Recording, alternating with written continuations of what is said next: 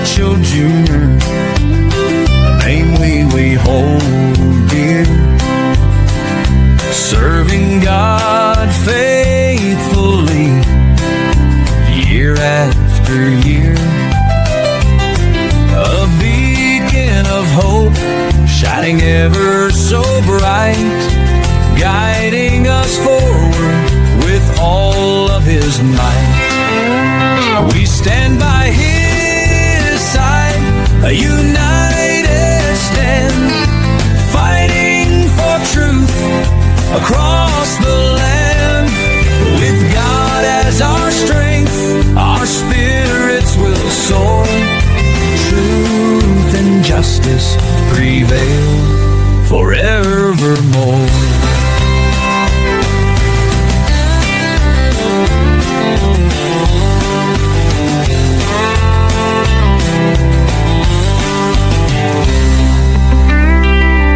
We stand by His side, a united stand, fighting for truth across the land. With God as our strength, our spirits will soar. Truth and justice prevail forevermore. We stand by His side, a united stand, fighting for truth across the land. With God as our strength, our spirits will soar. Truth and justice prevail forevermore. We stand by His side, a united stand, fighting for truth across the land.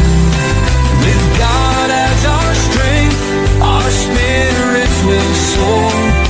Truth and justice prevail forevermore. Forevermore.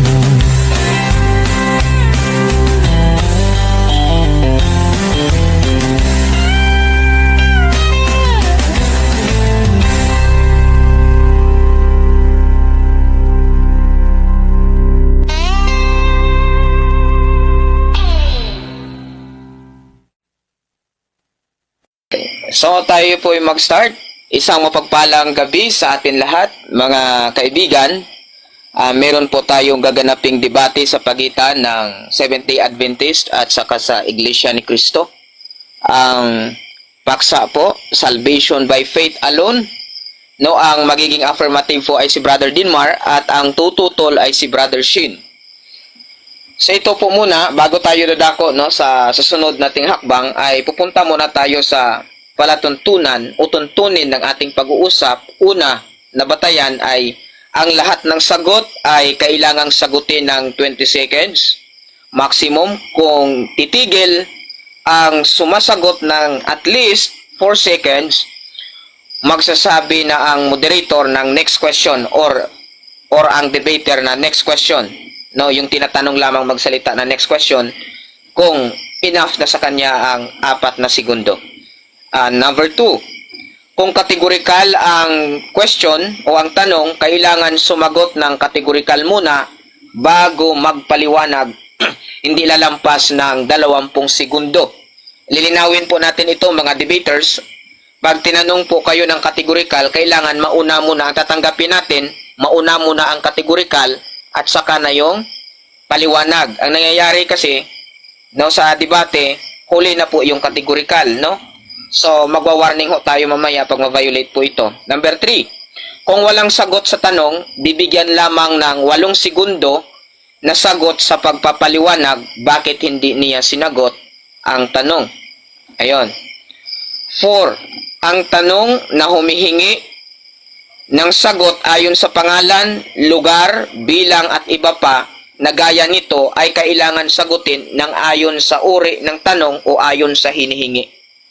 Panglima, sa unang pagtatanong, kinakailangan ng itatanong lamang ay ayon sa itinindig ng affirmative or negative side, at sa rebuttal stand, sa cross-examination, maaari nang magtanong ang examiner no sa ating examine kahit ano inilatag man o hindi inilatag basta naayon lamang sa paksang pinag-uusapan. Pang-anim, ang debater na makakatanggap ng 3 warning mula sa moderator ay may kaukulang disiplina, babawasan ng 2 minuto sa kanyang oras ng pagtatanong o daragdagan ng 2 minuto kung ang tinatanong naman ang paglalapatan. 7. Bawat senaryo ng objection, 1 bisis lamang maaring magpaliwanag ang bawat panig upang dinggin ng moderator, no? Patas po ito, affirmative or negative, no? Isa lamang ang tatanggapin nating objection bawat tanong, no?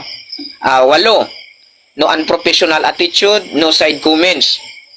Kasama dito ang pagbanggit ng mga salitang hindi kanais-nais o ang personal na pagpuprovoke, gagamit man ng mga instrumento na kung saan may insulto ang inyong kausap, ay pinagbabawalan po natin yan. Kundi tayo ay pupukus ayon po sa tinatanong o ayon lamang sa gustong isagot, no? Pang-siyam, no challenge question. Halimbawa, kung mabasa ko ba, talo ka na, no? So hindi natin papayagan anumang uri ng pag-challenge o paghahamon no ng debate kung mabasa o hindi mabasa. Pang-sampo, hindi pwedeng mag-interrupt ang debater during presentation. Tumawag ng moderator kapag mayroong problema. Sa conclusion, wala ng objection. Pero gusto ko i-revise po ito. Halimbawa po sa inyong presentation ay walang karapatan ang debater para mag-interrupt, kundi ang moderator lamang ang titingin kung ito ba ay papasa sa batayan ng pag-uusap, kung ito po ba ay professional o unprofessional na pagtatalakay, no? 11, bawal mag-butt-in sa moderator, automatic warning. No, halimbawa, kung ano po ang desisyon ng moderator, yan po yung ating susundin. Pagkatapos mapakinggan ng moderator ang magkabilang panig, ang kanyang pasya ay kailangang sundin upang makapagpatuloy tayo sa debate at hindi na muna susundan ng another objection. 3C, ito lamang ang iiral na patakaran bilang pagsasaayos ng debating ito. Agree po ba ang ating affirmative sa ating batayan ng ating pag-uusap? Yes po. Agree po ako, Mr. Moderator. Okay, thank you. Sa atin namang negative side, kay Brother Shin, agree po ba kayo? Agree po, moderator. Okay. So, ang magiging sit-up ng ating pag-uusap ay 10-7-5, no? 10 minutes presentation, 7 minutes cross-examination, and 5 minutes conclusion. Ganon din po sa ating rebuttal, no? Yan ang standard na susundin po natin. Pero bago po tayo dadako doon, no, sa magiging mainit at magiging magandang pagtatalakayan, no, ng bawat panig, mga kaibigan, ano ba ngayon? Tingnan ko muna ha. October 16, 2025, Thursday, ang kanilang debate. Ulitin natin, sana yung thumbnail natin. Salvation by faith alone, ang affirmative ay si Brother Dinmar ng Seventh-day Adventist, at ang negative ay si Brother Shi ng Iglesia ni Cristo. No? So bago tayo pupunta sa formal debate, kailangan muna natin marinig at magpakilala ang bawat panig. Mauna tayo sa ating moderator. Moderator, sa ating affirmative, no? Bago ibigay sa moderator. Affirmative, meron ka pong 1 minuto upang magpakilala. Okay, isang mapagpalang gabi sa inyong lahat, mga kapatid at mga kaibigan. Ang inyong pong maliit na lingkod kay Cristo, Brother Denmar Santiago, isa pong ordinaryong kaanib ng Seventh-day Adventist Church. At tayo po ay tatayo sa ating paniniwala o ating sinasampalatayan ng aral at katuruan ng Biblia na patutunayan natin na ang kaligtasan ay sa pamamagitan ng pananampalataya lamang. Kaya naman po mga kapatid, inaasahan po natin sa gabing ito, nawa mga kapatid ang ating masumpungan ay ang katotohanan lamang at ang ating Panginoon ang maitaas at maparangalan sa gabing ito at hindi po ang inyo pong maliit na lingkod. Yun lamang at maraming salamat, Mr. Moderator. Okay, thank you. Dadako din tayo sa ating negative. Brother Shin, meron ka pong 1 minuto din.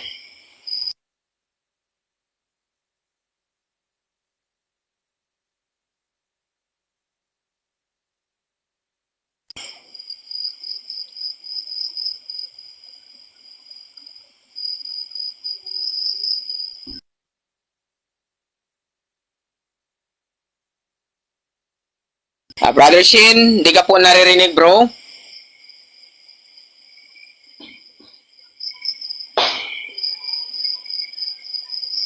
Di siya nagsasalita.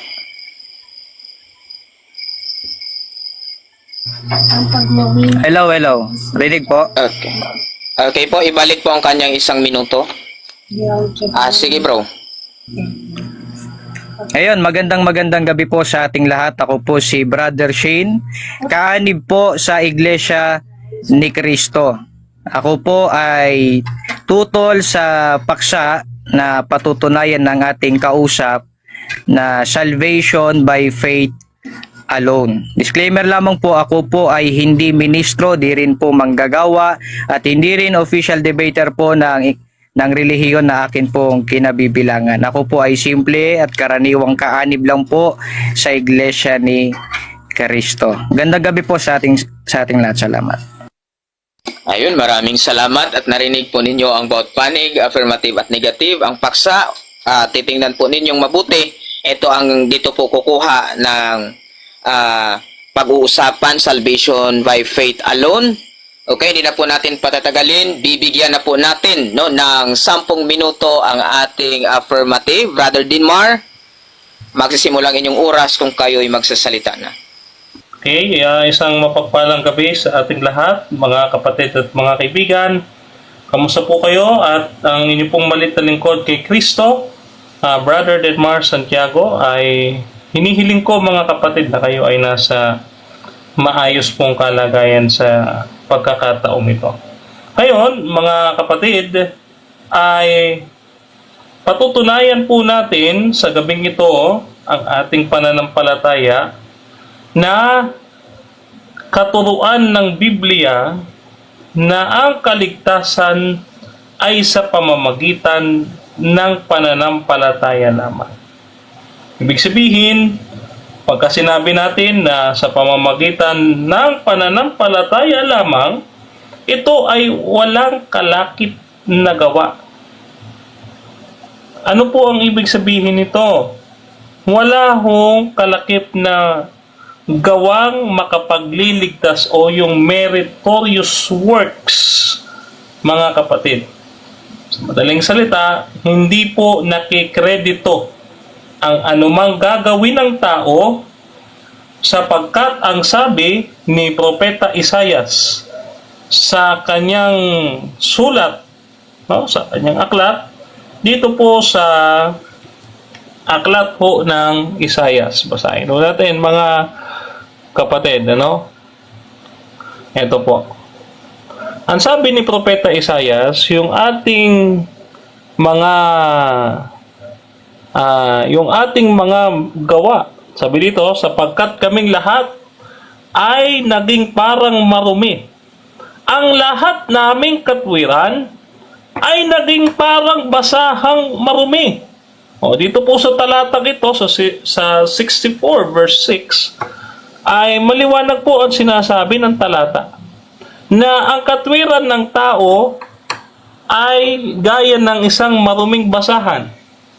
Kaya po nakikita natin sa Biblia na dito sa aklat ng Henesis, sinabi mismo ng Panginoon kay Moses, ang sabi niya, at nakita ng Panginoon na mabigat ang kasamaan ng tao sa lupa at ang buong haka ng mga pag-iisip ng kanyang puso ay pawang masama na lang parati. Dito sa talatang ito, maliwanag na sinasabi na ang bawat haka ng pag-iisip at puso ng isang tao ay pawang masama na lang parati.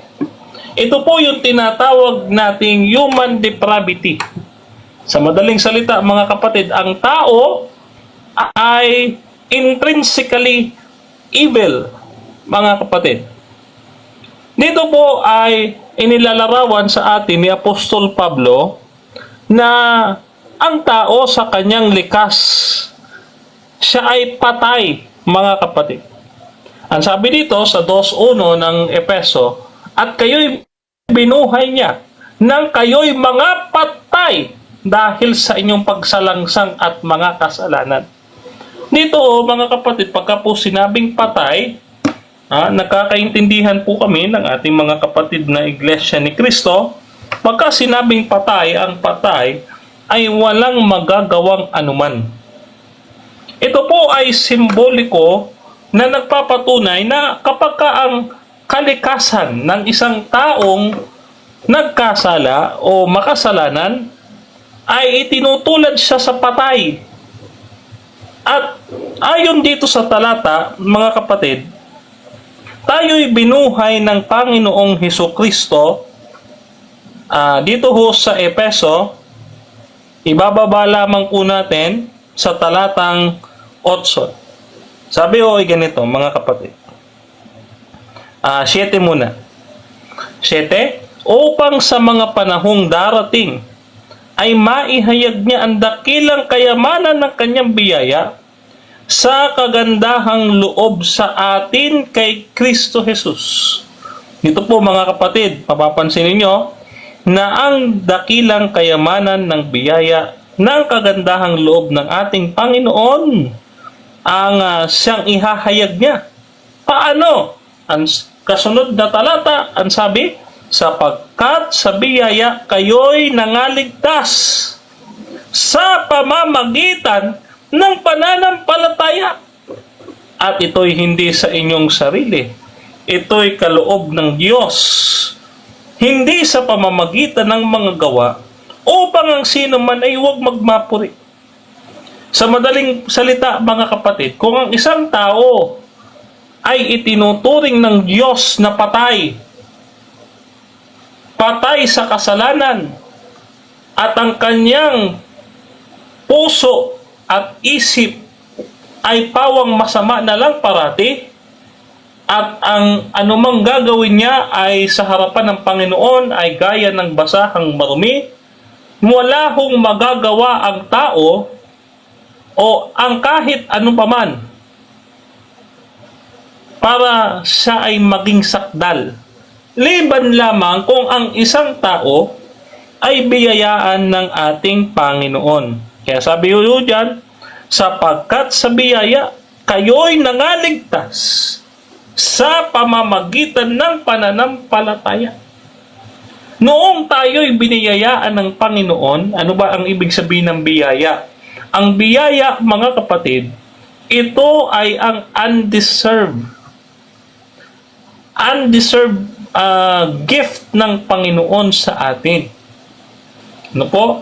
Ito ay hindi marapat na tanggapin ng tao, subalit dahil sa pag-ibig ng Diyos, tayo'y kanyang biniyayaan upang tayo'y makapanampalataya, sapagkat kung hindi tayo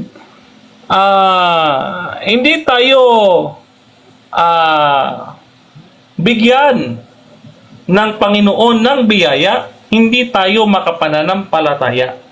Kaya sabi ko dito, sapagkat sa biyaya kayo'y nangaligtas sa pamamagitan ng pananampalataya. Ang madaling pong salita, kinakailangan po pala na ang tao, bago siya manampalataya, ay bubuhayin na mag-uli siya ng Panginoon. Saan po natin yan mababasa? Dito ho sa aklat naman ng Tito. Sa aklat ng Tito, talatang 3, versikulo 5. Ganito ating mababasa, mga kapatid. 3, ang talata po ay 5. Ganito po sabi, no?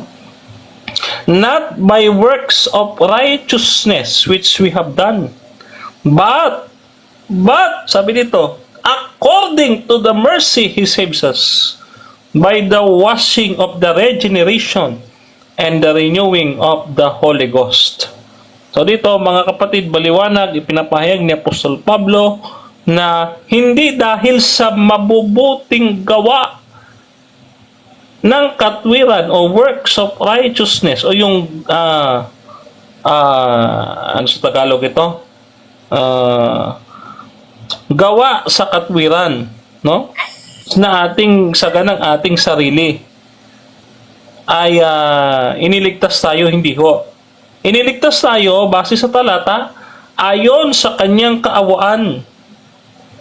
At nung maawa ang Diyos sa atin, mga kapatid, ay tayo ay hinugasan at tayo'y muling ipinanganak sa Espiritu Santo, yung pagiging born again or regenerated. Kana, no? So, ibig sabihin, you have to be regenerated bago ka manampalataya. Okay? Ganun po yun, mga kapatid. Kasi ang tao nga, dahil siya ay naturally or intrinsically evil, sa ganang kanyang sarili, walang pananampalataya ang tao. Unbeliever nga po eh. No? So, wala hong kakayahan ang tao na makapanampalataya liban lamang kung tumanggap siya ng biyaya. No? Kaya, ito po, mga kapatid, ang turo ng banal na kasulatan. No? So, kailangan ang ating kausap, ma-establish niya na may idadagdag pa bukod sa biyaya na dapat na required sa kaligtasan. No? So, mamaya, asahan natin yan sa kanya, na babanggitin niya. No? So, ngayon, Time na po. Ayun. Maraming salamat, Brother Dinmar, sa iyong napakagandang presentasyon. Ngayon po ay dadako tayo sa 7 minutong pagtatanong ni Brother Shin, no, kay Brother Dinmar. Brother Shin, handa na po ba kayo, bro? Palagay po nating time sa screen. Handa na, kuya. Yeah, saglit lang ha. Timer.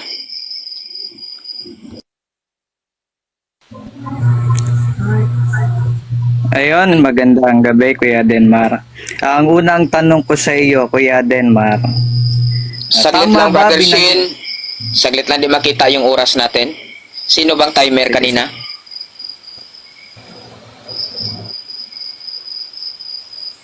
Yung host po, yung timer, yung host. Host, paano muna? Pa-assist muna.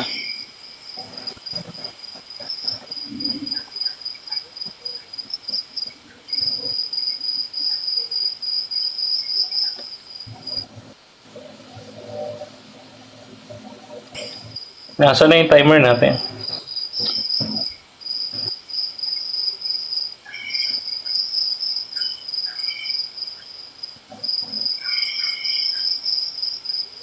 Ano, saan ba siya? Meron bang ibang magta-time dan? Ayun. Ayan na. Ayan na. Okay, brother. Yung segundo, bro, ha? I-prepare mo, ha?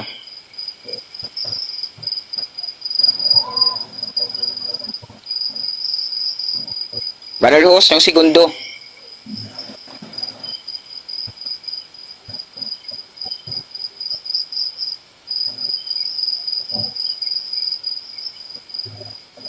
Ano na lang. Pa-open mic lang, bro. Pa-unmute lang.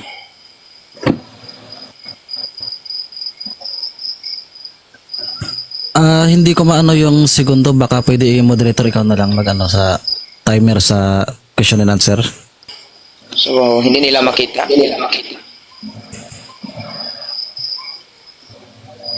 Okay lang, may tiwala tayo kay Pastor Dino. Pastor Dino. Kasi So, dito, hindi sige. ko maano, hindi ko makontrol. Sige po. Brother Shin, go ahead. Ayun, unang tanong ko sa iyo, Kuya Denmar. Tama ba binanggit mo kanina na yung pananampalataya na ikaliligtas ng tao ay walang kalakip na gawa? Yes or no? Yes or no? Okay, sagot ko, 10 seconds. Ang akin pong sagot kanina ay Objection, yung- moderator. Okay, objection. Host, pamute na lang bro. Na bumabalik. Opo, ang tanong ko po ay categorical. Kung yes or no, sagutin muna yung categorical bago. Saglit lang bro. Host, ano ka muna bro? Mag-mute ka muna.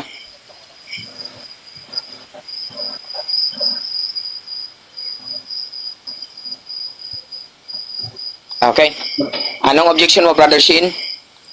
Ang objection ko po, categorical po yung aking tinatanong. Hindi po siya sumagot ng categorical, nalabag niya yung rules. Ang Sige, tanong bali. Counter? Sige bro. Counter? Sige, moderator's time muna po. So, bali ang objection ni Brother Shin ay ang pinagpipilian ay categorical. Mamili daw muna doon bago magpaliwanag. So, Brother Dinmar, anong counter objection? Counter, Mr. Moderator, meron tayo sa rules. Kung hindi sasagutin ng categorical, maaaring sumagot ng 10 seconds. Okay. 8 seconds lang, bro. So, kung Okay. hindi po 8 seconds. masagot ang categorical, meron tayong 8 seconds. So, ito, Brother Shin, alalahanin po ninyo, pag hindi siya makasagot no, ng categorical at nabanggit niya po ang 8 seconds, automatically valid po yun. Okay? So, hindi po tayo mag-o-object doon. Mag-o-object lamang po tayo kung nagpaliwanag siya, hindi niya muna binanggit yung 8 seconds or ang categorical na pinagpipilian. Okay? Brother Dinmar, bibigyan kita Okay. ng 8 segundo upang Okay. sumagot.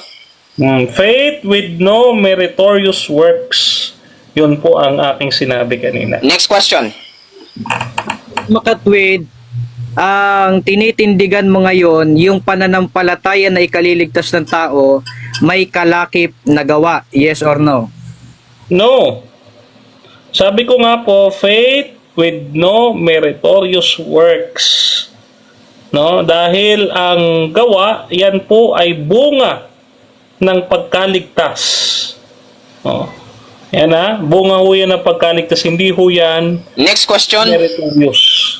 Okay, yung gawa na tinutukoy mo na hindi ikaliligtas ng tao, yan ba ay lahat ng uri ng gawa? Yes or no? Yes, lahat ho yan ng gawa. No? Kasi ang tanging tatanggapin lang ng Panginoon ay yung ginawa ng Panginoong Hesukristo sa krus. 2 Korinto 5:21. Next question. Next question. Kasama ba sa lahat ng uri ng gawa na hindi kaliligtas ng tao ay ang pagsunod sa utos ni Kristo? Yes or no? Yes. Ang pagsunod sa kautusan ay bunga ng pagkaligtas. Juan 14:15, kinakailangan sumampalataya ka muna bago ka sumunod sa kautusan. Hindi isusunod ka sa kautusan para maligtas. Mali po yun. Next question. Sa makatwid, para sa iyo, walang kinalaman ang pagsunod sa utos ni Kristo sa kaligtasan. Yes or no? Yes, para sa Biblia. Dahil ang pagsunod sa kautusan ay bunga ng kaligtasan. No, kaya sabi ng talata, kung ako'y inyong iniibig, o kilalanin muna natin ang Panginoon, sampalatayanan muna natin siya, bago sumunod sa kautusan. Next question. Okay. Ginamit mo yung Isaias kanina. Alin yung tinutukoy mo doon na gawa? Katwiran ba ng tao? Yes or no? Yes, katwiran ng tao ay pawang maruming basahan sa harapan ng Panginoon. Kaya nga, ang katwiran ng Panginoong Jesucristo ang siyang matuwid sa tao. 2 Korinto 5:21. Next question. Next question. Okay. Sa makatwid, tinatanggap mo na hindi katwiran ng Diyos yung tinutukoy na gawa doon sa Isaias. Yes or no? Pakiulit, Mr. Moderator, time stop. Okay, time stop. Nag-ano sa akin, nag-glitch. Sige, sige. Paulit, Brother Shin. Okay, ang tanong ko, sabi niya kasi katwiran ng tao yung binabanggit na gawa sa Isayas. Ang tanong ko po, sa makatwid, tinatanggap mo na hindi katwiran ng Diyos. Moderator's time mo na. Okay, Brother Adventist, yung time mo, bro. Paulit itong tanong, wag mo munang wag mo munang i-play yan, ipi-play mo lang yan pag sumagot na si Brother Dinmar. Off mo na ha. Okay, Brother Shin, paulit ng inyong tanong. Sige, ito tanong ko. Ang tanong ko kaya Denmark, kasama ba sa gawa na binabanggit diyan sa Isayas yung katwiran ng Diyos na hindi makapagliligtas? Yes or no? No. Sabi ko nga, ang sagot ko kanina, katwiran ng tao ang pawang maruming basahan. Kaya nga, yung katwiran natin ay papalitan ng katwiran ni Kristo. Kasi ang katwiran ni Kristo, yun lamang ang makapagliligtas at hindi ang katwiran natin. Next question. 2 Corintos 5:21. Tinatanggap mo ba na yung katwiran ni Kristo ay kalakip dito ang pagsunod sa kanyang utos? Yes or no? Yes, si Kristo ang sumunod perpekto ng kautusan para sa atin dahil hindi nga natin masunod. At dahil si Kristo ay Diyos, si Kristo ang kanyang ginawa ay katwiran ng Diyos, hindi katwiran ng tao. Oh, ayan Question. ho. Okay. Mayroon bang binabanggit ang Panginoong Hesukristo na ang hindi sumusunod o tumatalima sa Kanya ay hindi maliligtas? Meron o wala? Objection, Mr. Moderator. Yes, bro. Anong objection? Yung kanyang question, wala pa po sa aking presentation. Magtanong muna siya doon sa aking presentation. Okay. Counter objection. Wala na ho. Next question ako. Next question. Ay sabi mo kanina, walang anumang gawa o lahat ng uri ng gawa ay walang kinalaman sa kaligtasan. Ang tanong ko sa iyo, anong talata ng Biblia na walang kinalaman sa kaligtasan lahat ng uri ng gawa? Talata. Okay, maliwanag ko. Nasa aking presentation. Tito 3:5. Ang mga gawa ng katwiran, no? Pero na hindi dahil sa gawa sa katwiran na ginawa nating sarili, kundi ayon sa kaawaan ay kanyang iniligtas tayo. Next O, question. Okay. Okay. Kasama ba yung gawa na tinutukoy mo dyan sa 3:5, yung pagsunod sa utos ng Diyos? Yes or no? Yes! Yes! Walang kinalaman ang pagsunod sa kautusan sa kaligtasan. Dahil ang pagsunod sa kautusan, bunga ng kaligtasan. Kaya nga ho sa 14:15, kailangan ibigin mo muna ang Diyos bago ka sumunod. Next Hindi question. Okay. Okay, sa makatwid para sa iyo, diyan sa Tito Kapitulo 3, hindi ipinag-utos ni Pablo o itinuro niya yung paggawa ng mabuti. Yes or no? No. Dahil maliwanag ang sabi ni Pablo na hindi dahil sa gawa na gawa ng katwirang ginawa nating sarili kasama si Pablo. Sabi niya, ginawa nating sarili, kundi ayon sa kanyang kaawaan, kanyang iniligtas tayo kasama si Pablo. Next question. Ulitin ko yung tanong, kasama ba diyan sa Tito Kapitulo 3 yung pagtuturo ni Pablo na hindi kailangan ng Time. paggawa ng mabuti? Time po. Time. So ayun, maraming salamat sa magandang tanungan. Ngayon naman ay dadako tayo sa negative side kay Brother Shin. Brother Shin, meron ka pong 10 minuto upang pamalian ang itinindig ng ating affirmative. Go ahead. Ayun, magandang gabi po sa ating lahat. Na po? Nakakatuwa. kasi napagbigyan tayo ng ating mga kapatid sa SDA sa ganitong pagkakataon, no po? Medyo nababahala lang ako at natatakot para sa mga nakikinig doon sa mga ipinahahayag ng ating kausap. Sapagkat ang tinitindigan niya at naninindigan siya na lahat ng uri daw ng gawa, kasama na dyan yung pagsunod sa utos ni Kristo. Narinig niyo naman kanina. Kasama dyan yung katwiran ng Diyos. Hindi mahalaga at walang kinalaman sa kaligtasan. Pananampalataya lang raw. Pansinin niyo yan, ha? Pananampalataya lang. Maliligtas ng tao. Hindi na kailangan ng gawa. Ano naging batayan niya mga talata? Isayas. Hindi naman sinasabi doon pati yung kalooban ng Diyos. Ang tinutukoy doon, sabi niya, katwiran ng tao, natural.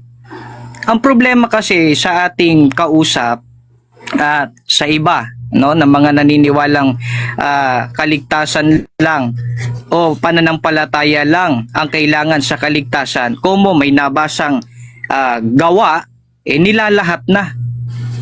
Sipsipin nyo pati yung pagsunod sa utos ni Kristo. Ang sabi niya walang kinalaman sa kaligtasan. O mamaya maliliwanagan po kayo. Dito muna tayo sa ating presentation.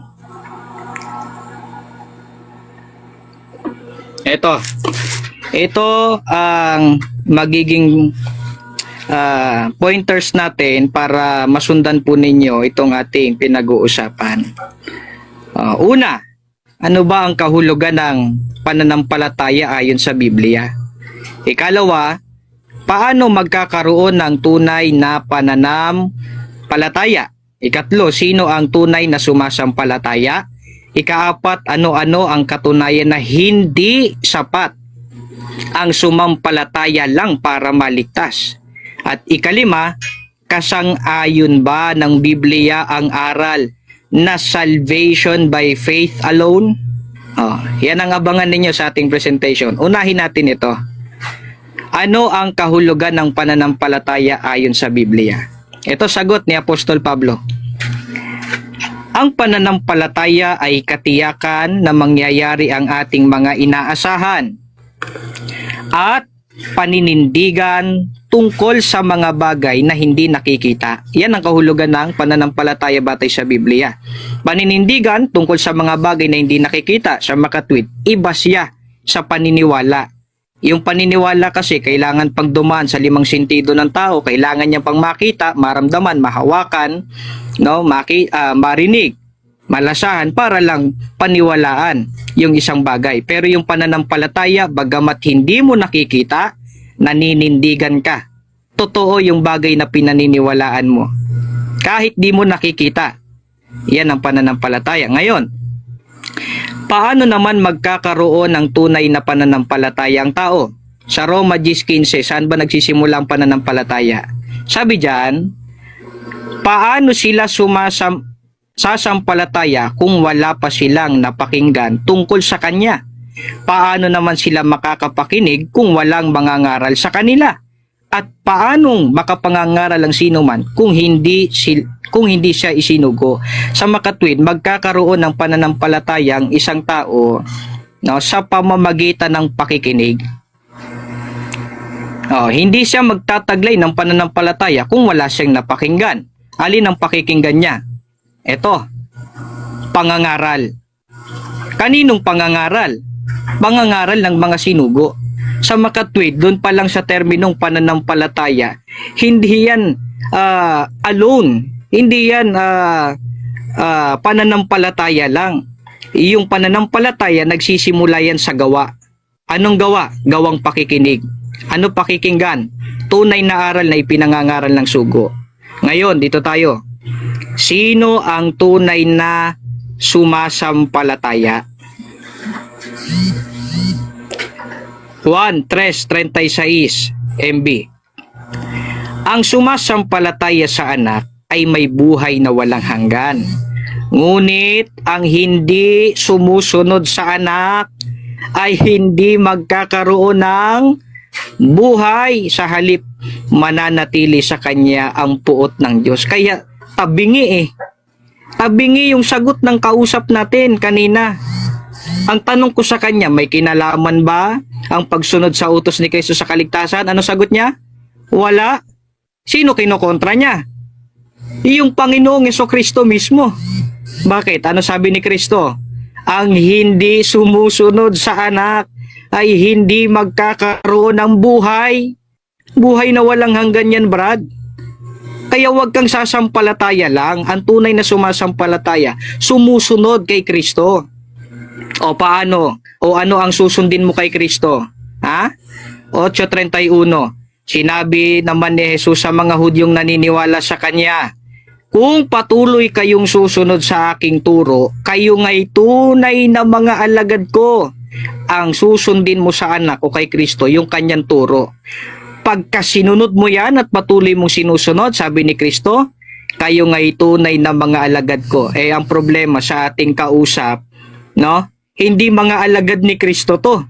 Kung hindi kay Kristo to, kaninong alagad tong mga to? Kasi walang kinalaman sa kanila yung pagsunod sa utos ni Kristo sa kaligtasan. Kaninong alagad ang mga to? Kayo na bahala sa COMSEC, mga kaibigan. Ika-4 na punto. Ano-ano ang katunayan na hindi sapat ang sumampalataya para maligtas? Una, sabi, ngunit ang mananatiling tapat hanggang wakas ay siyang maliligtas. Hindi ko kuya-kuya-kuy ka lang. No? Huwag tayong tamad. May utos. Ano isa sa utos para maligtas ka? Sasampalataya ka lang ba? Ang sabi manatiling tapat. Magpakatapat tayo. Susunod tayo sa utos. Para maligtas. Hanggang kailan? Hanggang wakas. Wakas man ng buhay o wakas ng daigdig. Isa pa sa utos. Ang sabi ng Panginoong Kristo, ang sino mang sumasampalataya at mabautismohan ay maliligtas. Ngunit ang ayaw sumampalataya, parurusahan. Ano isa sa utos? Bautismo. Ano ang biyaya? Maliligtas. Kung hindi pala mahalaga bautismo, sasampalataya ka lang. Gupitin na nila tong talata na to ng Biblia. No, pati ito, gupitin na nila. Di pala mahalaga ang pagsunod sa utos sa kaligtasan sa Mateo 7:21 paano sabi? Hindi lahat ng tumatawag sa akin, Panginoon, Panginoon, ay papasok sa kaharian ng langit, kundi ang mga taong sumusunod sa kalooban ng aking Ama na nasa langit. Hindi tatanggapin mo lang si Kristo bilang personal Savior. Hindi tatanggapin mo lang siya bilang Panginoon. Hindi yung Lord, Lord ka lang. No, wag tayong tamad, kikilos ka. Ano gagawin mo para makapasok ka sa kaharian ng langit? Ang sabi ng ating Panginoong Kristo, sumunod ka sa kalooban ng Ama. Ha? Malinaw yan. Hindi sasampalataya ka lang. Isa pa, paano ka maliligtas? Naliligtas kayo sa pamamagitan nito kung matatag ninyong pinanghahawakan ang salitang ipinangaral ko sa inyo. Dapat manghawak kang mabuti. Saan? Sa mga ipinangaral, sa mga salita ng Diyos na ipinangaral. Ibig sabihin, susundin mo yan. Para maligtas. Napansin nyo? Malinaw pa yan sa sikat ng araw. Ito, kasang-ayon ba ng Biblia ang aral na salvation by faith alone? Santiago 2:14, mga kapatid, anong pakinabang kung sabihin ng isang tao na siya'y may pananampalataya, ngunit hindi naman niya ito pinatutunayan sa gawa? Maliligtas ba siya ng ganong uri ng pananampalataya? Sabog na yung tinitindig na itong ating kausap. Sabi niya, lahat daw ng uri ng gawa walang kinalaman sa kaligtasan. Sabi ni Apostol Santiago, patunayan mo sa gawa yung pananampalataya mo, maliligtas ka. Ngayon, ano ba tawag ni Apostol Pablo sa pananampalataya lang walang gawa? Ang sabi, taong walang kabuluhan. Pananampalataya na walang mga gawa ay baog. Sino ba yung taong walang kabuluhan? Taong walang kwenta, taong masama, kasinungalingan, kanyang daladala. Yan ba paniniwalaan nyo? Sinungaling, taong walang kwenta? Mag-isip-isip kayo mga kaibigan. So ayun, maraming salamat Brother Shin doon po sa inyong mga nilatag. Ngayon ay dadako din tayo no, sa pagtatanong ng ating affirmative, si Brother Dinmar Santiago. Ng ating oras. Okay. Brother Dinmar, handa na po ba kayong magtanong? Shield of Faith, yung seconds.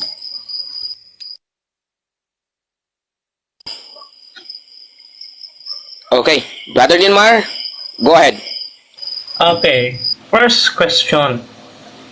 Okay. Una kong tanong, no? Saan po natin mababasa sa Biblia na para maligtas ang isang tao, kinakailangan niyang sumunod sa kautusan? Saang talata po yan?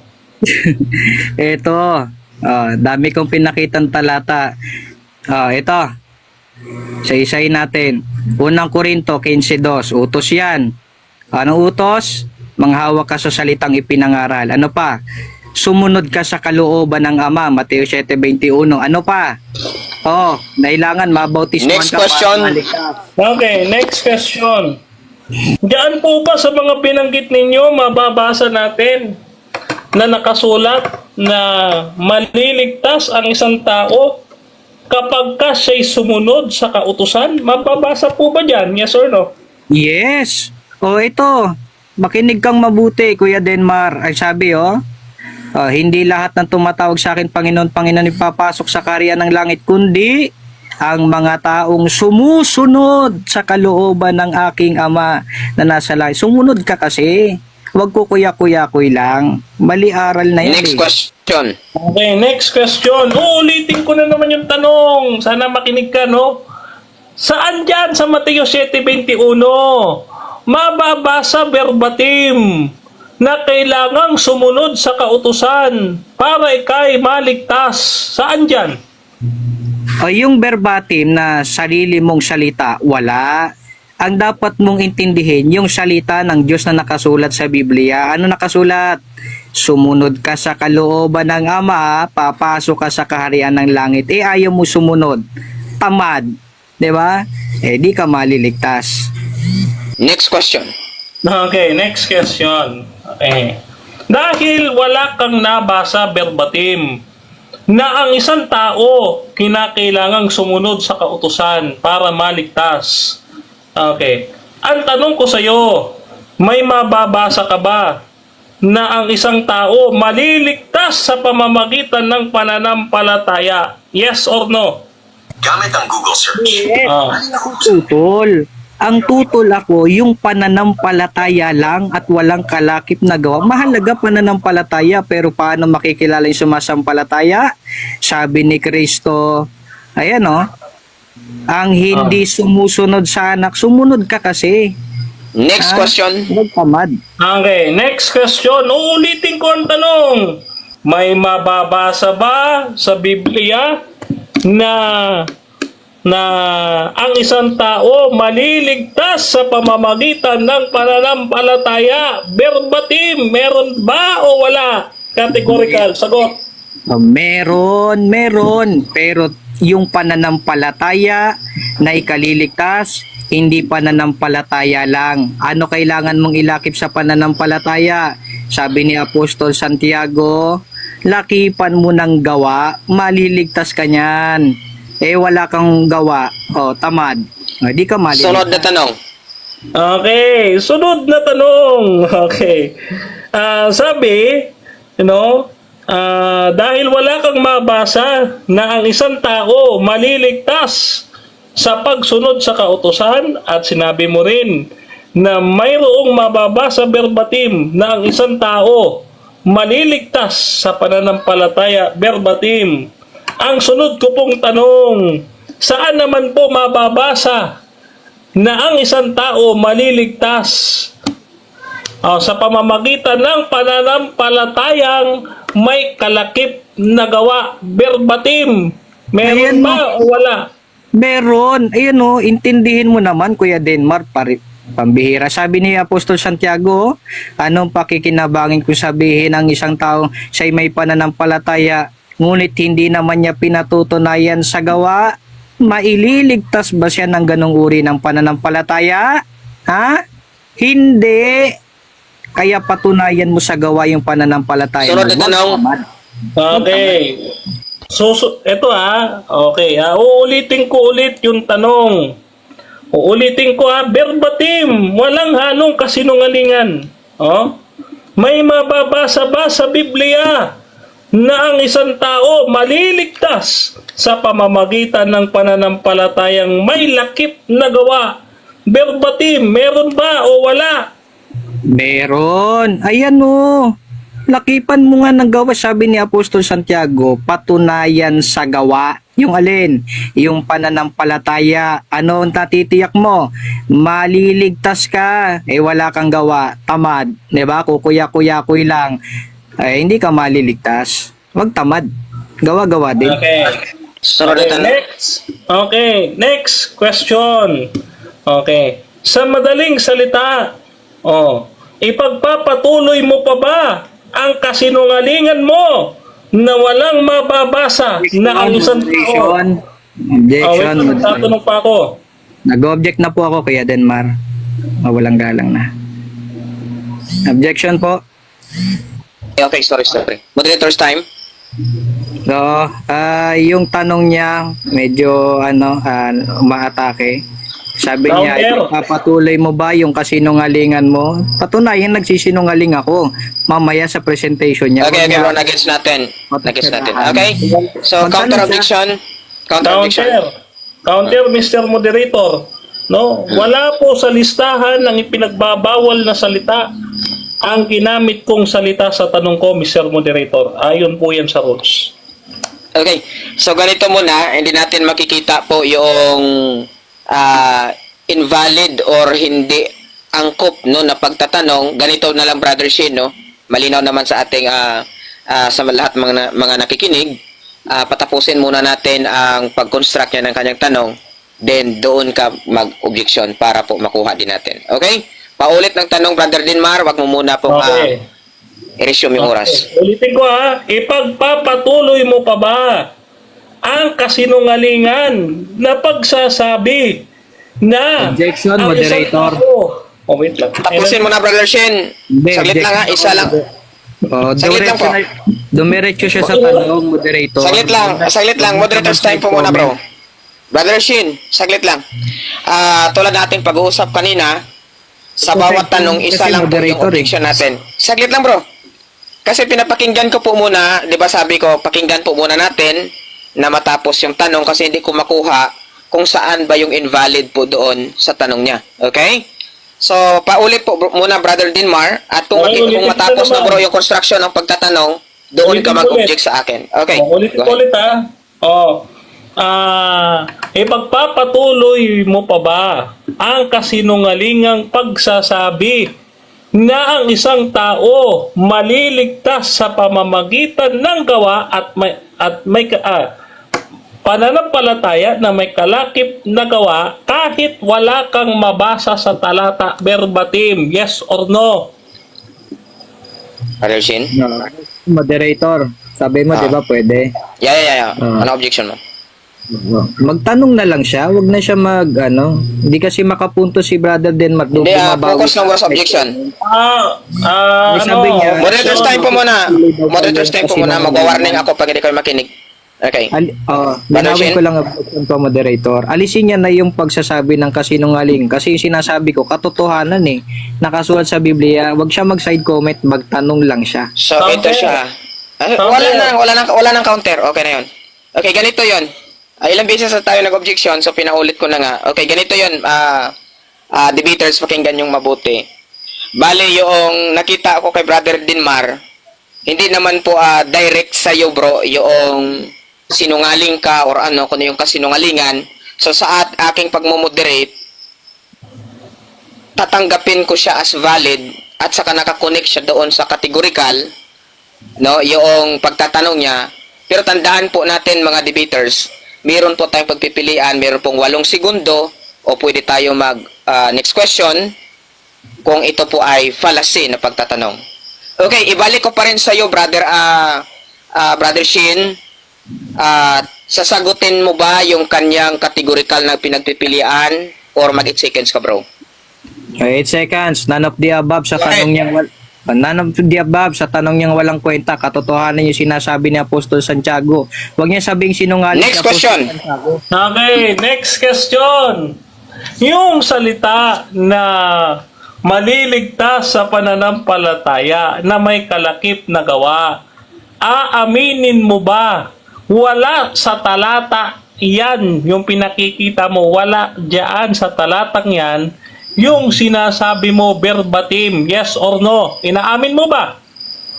Hindi ko inaamin. Magbasa ka kasi Kuya Denmar. Andyan no?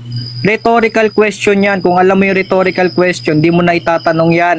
Nasa tanong na yung sagot. Maililigtas ba siya ng ganong uri ng pananampalataya? Ano yun? Yung hindi pinatutunayan ng gawa? Patunayan mo sa gawa para maligtas ka. Next question. Huwag tamad. Okay, next question. Ngayon, eto tanong, kung hindi mo inaamin na dinagdagan mo yung talata at pagsasalita ng wala sa talata, ipagpapatuloy mo pa ba yung ganyang gawaing pagdaragdag sa talata? Yes or no? None of the above. Hindi ako nagdaragdag. Bakit? Malinaw na nga sa talata, patunayan mo sa gawing pananampalataya mo, maliligtas ka. Next question. Comprehension Okay. lang, Kuya Denmar. Okay, next question. Time na. Ay, sayang, di nakabawi Okay, si time. Kuya Denmar.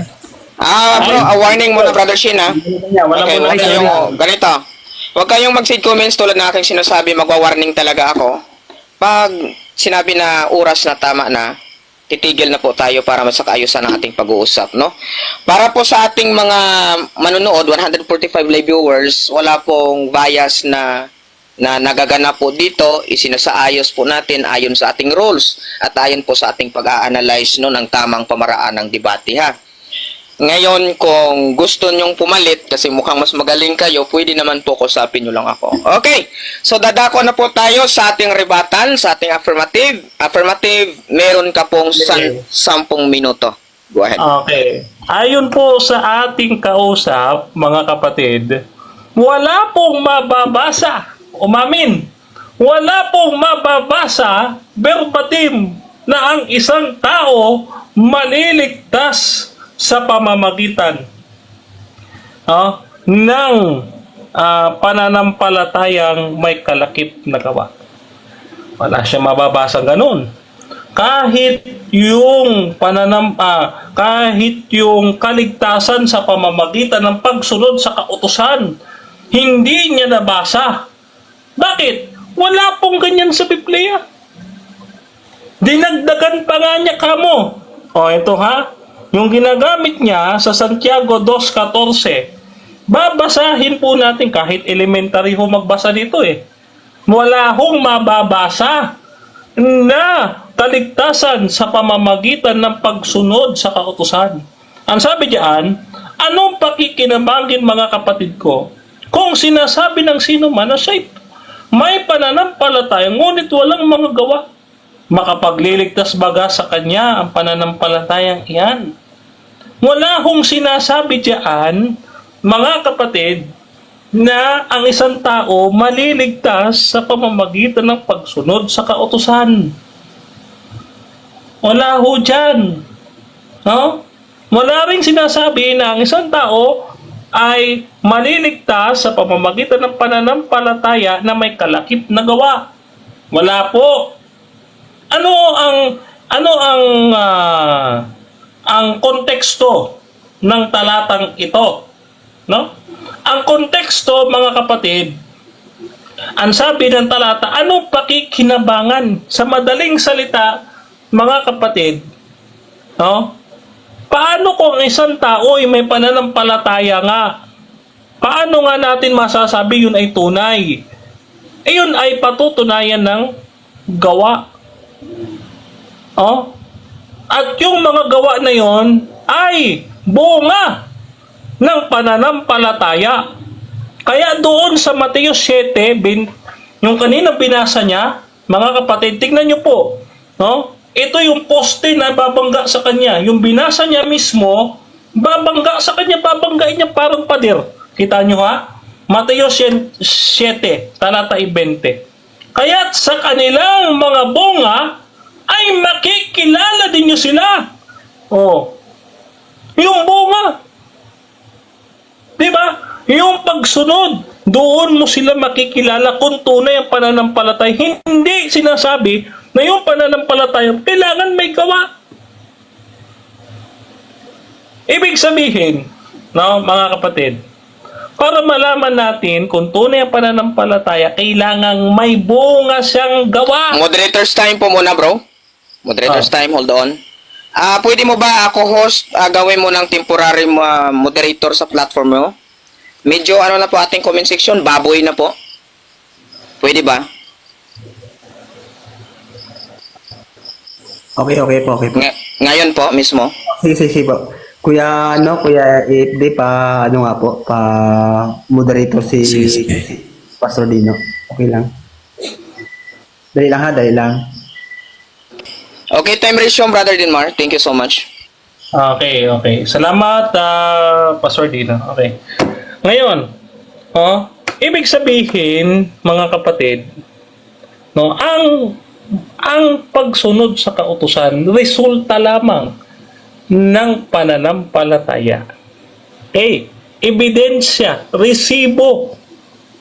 Pero hindi ibig sabihin na yung gawa siya ang makapagliligtas. No, bakit?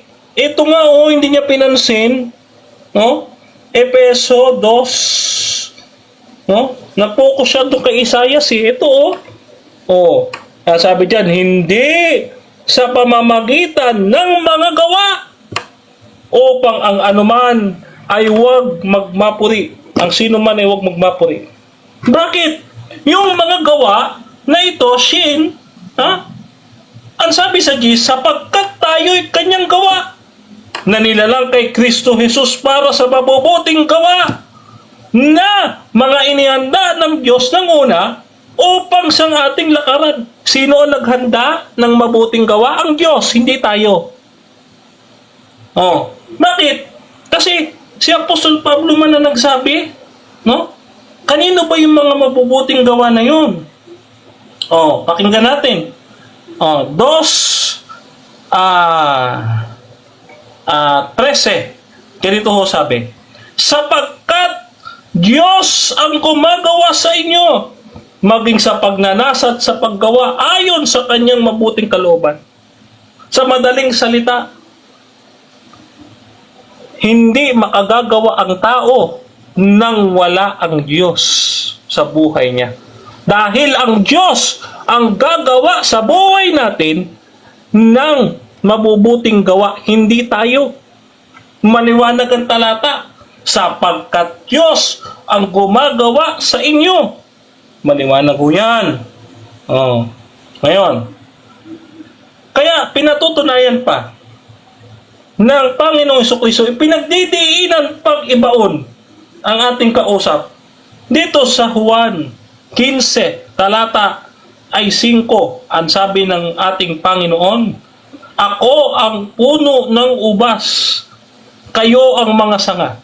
Ang nananatili sa akin at ako'y sa kanya ay siyang nagbubunga ng marami, sapagkat kung kayo'y hiwalay sa akin, wala kayong magagawa. Maliwanag po, mga kapatid.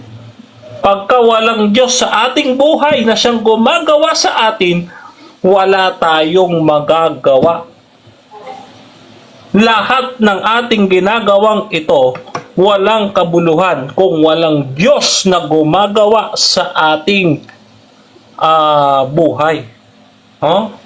Kaya dito, mga kapatid, hindi natin itinataas ang tao.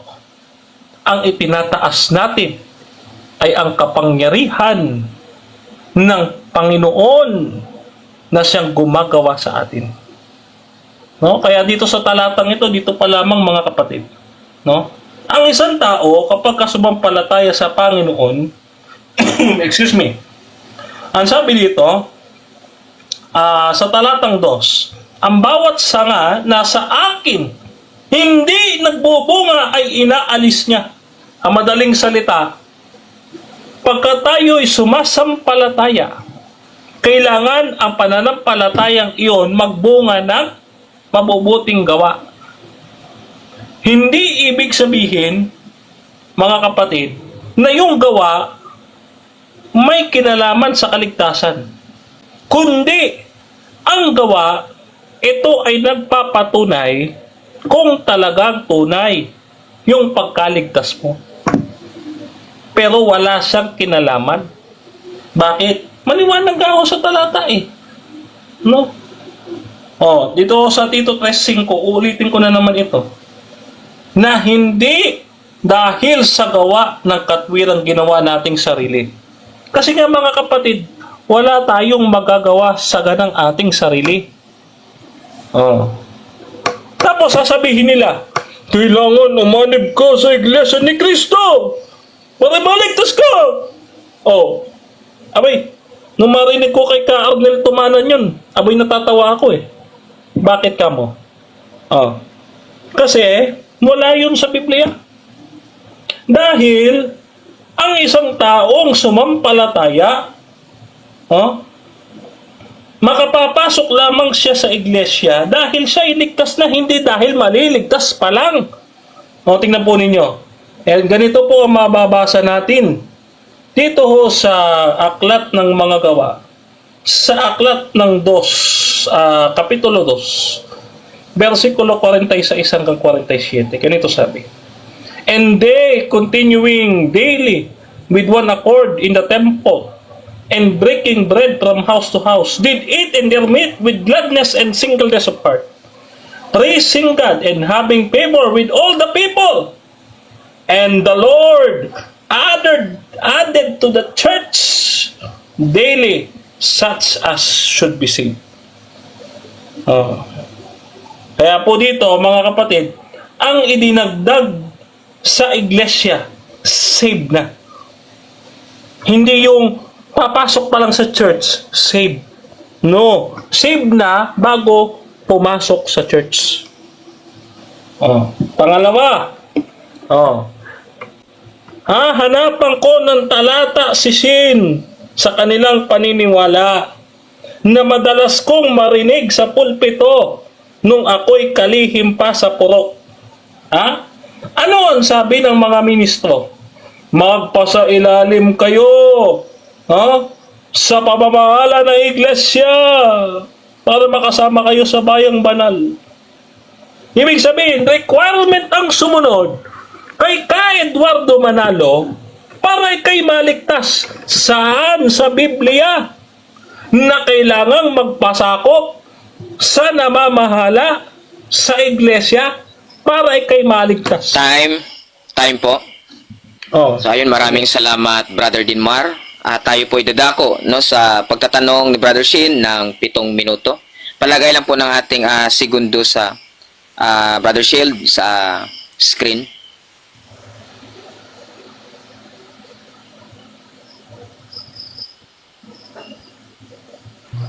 Okay, thank you. Brother Shane, go ahead. Okay, unang tanong ko sa iyo, Kuya Denmar. May kinalaman ba sa buhay na walang hanggan yung pagpapatuloy sa paggawa ng mabuti? Meron o wala? Wala po. Wala. Dahil ang kaligtasan, yan po ay batay lamang sa biyaya ng Diyos. Liban lang kung ang tao'y binigayaan, hindi siya maliligtas. Efeso 2:8. Next question. Next question. Sabi mo wala. Sabi ng Roma 2:7, buhay na walang hanggan ang ibibigay niya sa mga taong nagpapatuloy sa paggawa ng mabuti. Tanong, kanino raw ibibigay ang buhay na walang hanggan? A, sa nagpapatuloy sa paggawa ng mabuti, o B, sa sumampalataya lang? Categorical. Pareho. Both. Amen. Dahil hindi ka makagagawa o hindi ka Warning, Brother Shane. Moderator's time, warning, Brother Shane. Pangalawa na po yan.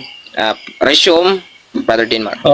Hindi ka makapagpapatuloy sa paggawa ng mabuti kung wala kang pananampalataya. Oh, yan. Next question. Next question. Makatwid, tinatanggap mo na yung paggawa ng mabuti may kinalaman sa buhay na walang hanggan. Tanggap mo, hindi mo tanggap. Tanggap ko ang talata, hindi yung unawa mo. O, bakit?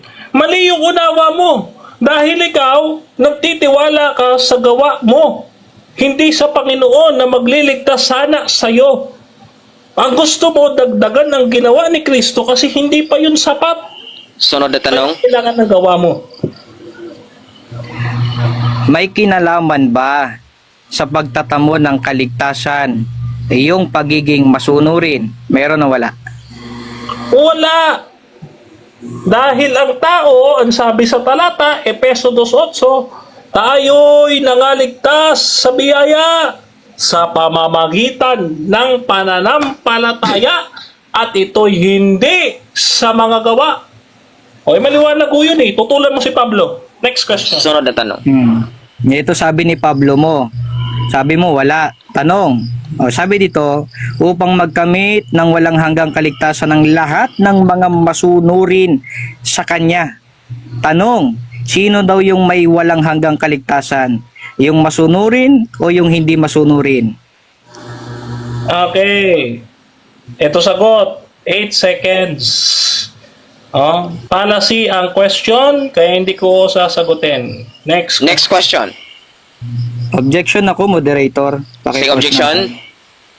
Maliwanag yung nasa screen, oh, talata ng Biblia. Inulit ko lang eh. Categorical ko yung termino dito, nakasulat sa Biblia. Counter. Ang tanong ko, Counter. Moderator's time po muna, Brother Denmar. Ibatsi ko Okay, muna. bro. Sabi dito kasi, moderator, sana pansinin po ninyo, upang magkamit ng walang hanggang kaligtasan ang lahat ng mga A, masunurin, o B, hindi masunurin. Nasa Biblia naman eh. Okay. So, bali ang tanong mo, bro, yung categorical A or B, masunurin o hindi masunurin. So, valid naman ang question. Counter objection, Brother Denmar. Okay, counter, Mr. Moderator. Nasa rules po natin, 8 seconds. At pagkatapos, ay next question na, magpuproceed na, no? Dahil hindi So, ko naman ito. sinagot ang kanyang tanong. Yeah, ganito siya. Very valid naman ang sagot mo na 8 seconds. Subalit, ang una kong narinig kasi Brother Denmar ay paliwanag. Huli po ang pagsagot mo ng 8 seconds, kaya wawarningan din kita ng isa para po doon. So, paulit po ng inyong tanong, Brother Shin. Gusto ko po ipaulit ng sagot kay Brother Denmar. Go ahead. Paki-post time po muna. Oo. Sabi dito sa talata, upang magkamit ng walang hanggang kaligtasan ng lahat ng mga A, masunurin, o B, hindi masunurin. Sagot. Okay, sagot, 8 seconds.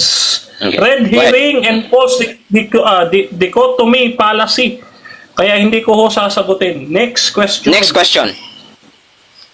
Next question tayo.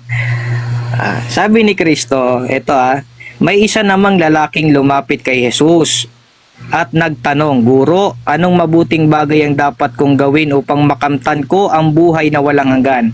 Sumagot si Jesus, bakit mo ako tinatanong kung ano ang mabuti? Iisa lang ang mabuti, ngunit kung nais mong magkamit ng buhay na walang hanggan, sundin mo ang mga utos ng Diyos. Tanong, kung nais daw magkamit ng buhay na walang hanggan, kaninong utos daw po ang susundin, Kuya Denmar? Utos ng Diyos o utos ng Diablo? Okay, sagot, 8 seconds. False Go ahead. false dichotomy fallacy na naman. Hindi ko sasagutin. Next question. Next question.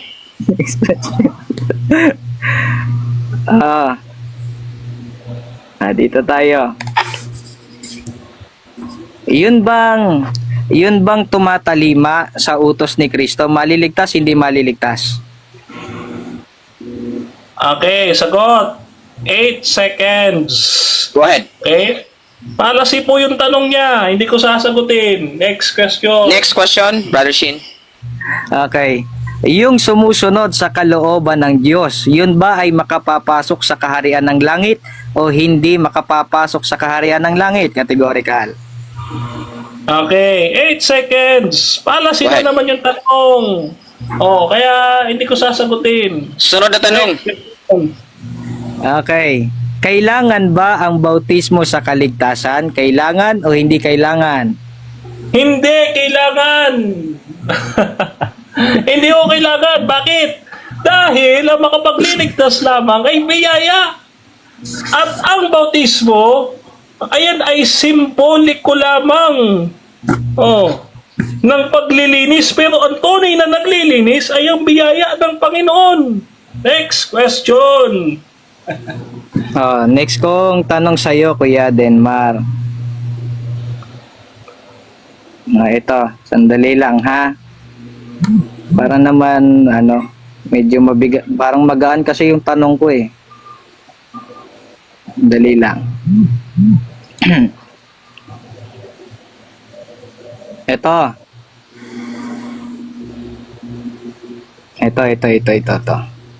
Tama ba, Kuya Denmar, na sapat ang pananampalataya lamang para magtamo ng kaligtasan at hindi kailangan ng gawa?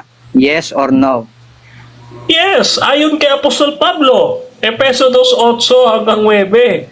Oh, kaya kung ikaw ay sumasang-ayon kay Apostol Pablo sa talatang ito, pinatutunayan mo lamang na ang itinayo ng apirmatibo ngayong gabi nakatayo pa ring matibay. At Sunod na tanong.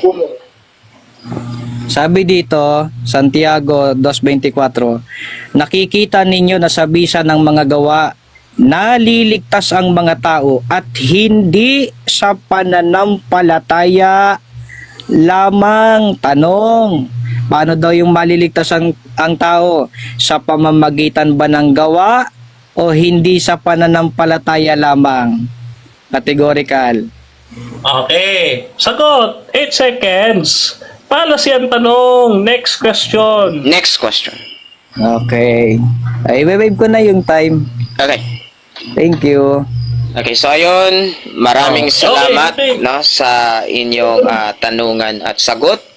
Ngayon naman ay dadako na tayo no sa ikalawang tindig ng ating negatibo, Brother Shin ng Iglesia ni Cristo. Brother Shin, meron ka pong 10 minuto upang ito ay inyong itindig. Go ahead, bro. Ayun, magandang gabi po sa lahat. No? Nakakalungkot, nakakadismaya kasi sabi ng ating kausap kahapon, bibigyan niya daw ako ng maganda-gandang laban. Ano problema? Tumatakbo sa mga tanong. Run, baby, run! Gulat ka ba? Etong huling tinanong natin sa kanya, ano ba yung paksa? Ang paksa, pansinin ninyo, faith or salvation by faith alone. Sa Tagalog, kaligtasan sa pamamagitan ng pananampalataya lamang. Isang talata lang to, sabog na yung paksa. Yung tindig niya. Bakit? Nakikita ninyo na sa bisa ng mga gawa, naliligtas ang mga tao at hindi sa pananampalataya lamang. Sa English, not by faith alone. Kuya Denmar, lakipan mo ng gawa. Kaya sa mga kaibigan nating SDA, no? Sana po malinaw sa inyo yung mga nakasulat na talata sa Biblia. Yung tinatanong natin kay Kuya Denmar, lahat naman po yun nakasulat sa Biblia eh. Hindi ko naman yun imbento lang. Yung categorical ko, lahat nasa talata ng Biblia. Ang problema, iniiwasan ni Kuya Denmar. Ha? Bakit pala to nahiwalay sa iglesia? Tamad ayaw sumunod. Gusto pananampalataya lang. Kaya humiwalay sa iglesia. Kaya pala natiwalag. Tamad ayaw ng pagsunod ang daming utos. Manatiling tapat. Kailangan mabautismuhan ka para maligtas. Sumunod ka sa kalooban ng Ama, papasok ka sa kaharian ng langit. Panghawakan ng salitang ipinangaral sa atin. Diba? Kaya yung itinuturo ng pamamahala sa iglesia na nakasulat sa Biblia, pinanghahawakan naming mabuti. Bakit? Yun ay isa sa ikaliligtas namin. Hindi naman yun aral lang ng pamamahala eh. Aral ng Diyos yun na itinuturo ng pamamahala. O, problema sa'yo, tamad kang sumunod, gusto mo pananampalataya lang. Eh, sumabog tuloy yung utak ni Kuya Denmar sa mga talatang itinatanong natin sa kanya kanina. 'Di ba? Oh. Pansinin ninyo, ang ganda ng talata, oh. Ganda eh. Sabi ni Apostol Pablo, wag mo gamitin si Pablo. Hindi magtuturo si Pablo ng pananampalatayang patay. Ha? Buhay ang pananampalataya ni Pablo at buhay din ang pananampalatayang itinuturo niya. Bakit? May kalakip na gawa eh. Ayun oh. Buhay na walang hanggan ang ibibigay niya sa mga taong nagpapatuloy sa paggawa ng mabuti. Tinanong ko siya kanina dyan eh. Yun bang nagpapatuloy sa paggawa ng mabuti? May kinalaman ba yun sa buhay na walang hanggan? Ano sabi niya? Wala. Sino kinontra niya ngayon? Si Apostol Pablo. Okay, parang pumasok sa sako ba? Si Kuya Denmar. Okay, yung pananampalataya ng ating mga kapatid, pang tamad yan. Huwag tamad. Gawa-gawa rin. Huwag kuya-kuy lang. Tinatanong natin siya dito kanina, Hebreos 5:9. Magkamit ng walang hanggang kaligtasan ng lahat ng mga masunurin, di masunurin. Ano sagot? Ha? Fallacy yung question. False dichotomy. Wala sa pagpipili. Nasa talata ng Biblia ganyan talaga kapag ka, hindi sa Diyos. Pagka hindi sa Diyos, kanino? Nasa Comsec nga. Takot eh. Takot sa salita ng Diyos. Takot sa Biblia. Iniiwasan, nakasulat na nga masunurin. Ba't mo iiwasan yan? Ha? Ayaw mo ba yan? Ito. May isang nagtatanong sa Panginoong Jesucristo. Ang tanong niya, Guro, anong mabuting bagay ang dapat kong gawin upang makamtan ko ang buhay na walang hanggan? Sumagot si Jesus. Ano sinabi ni Jesus? Katulad ba ng turo ni Kuya Denmar? Sumampalataya ka lang. Huwag kang gumawa ng mabuti. Walang kabuluhan yan. Walang kinalaman sa kaligtasan niyang paggawa ng mabuti at pagsunod. Sampalataya ka lang. Ayun ba sinabi ni Kristo? Sabi ni Jesus, Kuya Denmar, makinig kang mabuti. Kung nais mong magkamit ng buhay na walang hanggan, sundin mo ang mga utos ng Diyos. Sumunod ka, brother. Ha? Huwag kang tamad, baby boy. Huwag ganun. Katanda-tanda na ayaw pang gumalaw-galaw ba? Ayaw kumilos ba? Gusto kuya-kuya-kuy lang. Huwag ganun. Ito. English nung natin kanina. Santiago 2:24. You see that a man is justified. Pagka justified, yun yung maliligtas. You see that a man is justified by works and not by faith alone. Nakuha nyo? Ha? Not by faith alone. Kaya ang tindig ng kausap natin yung kaligtasan, by faith alone. Kontra sa Biblia itong ating kausap. Ginamit mo pa si Apostol Pablo. Nagtuturo daw ng pananampalataya lang, walang kalakip na gawa. Sabi ni Pablo kay Tito. At pag-aralan din naman ng ating mga tao na manatili sa mabubuting gawa sa kagamitang kailangan. Bakit? Upang huwag mawalan ng bunga. Yung problema ng kausap natin malaki. Si Apostol Pablo, ang itinuturo, hindi pananampalataya lang. Ang sabi niya, manatili sa mabubuting gawa. Ano ba yung mabuti? Roma 7:12, salita ng Diyos.